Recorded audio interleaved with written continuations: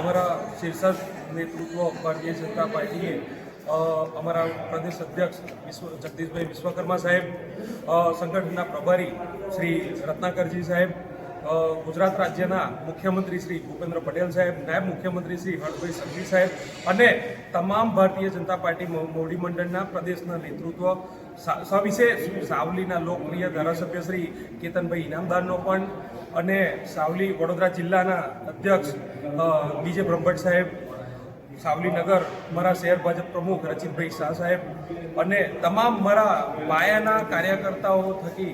મને પાર્ટી તરફથી જે ઉમેદવાર જાહેર કરવામાં આવ્યો હતો અને ઉમેદવાર તરીકે મેં મારું ઉમેદવાર નામાંકન પત્ર પણ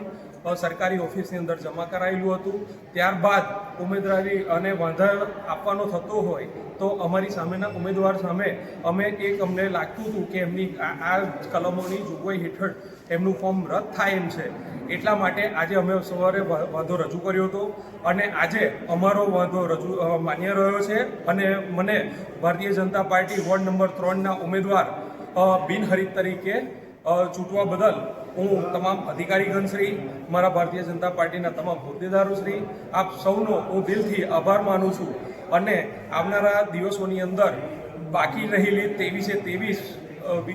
નગરપાલિકાની સીટો એ પણ ભારતીય જનતા પાર્ટીના ફાળે આવવાની છે. એટલે હું વધુ નહીં કહેતા. ભારત માતા કી જય, વંદે માતરમ.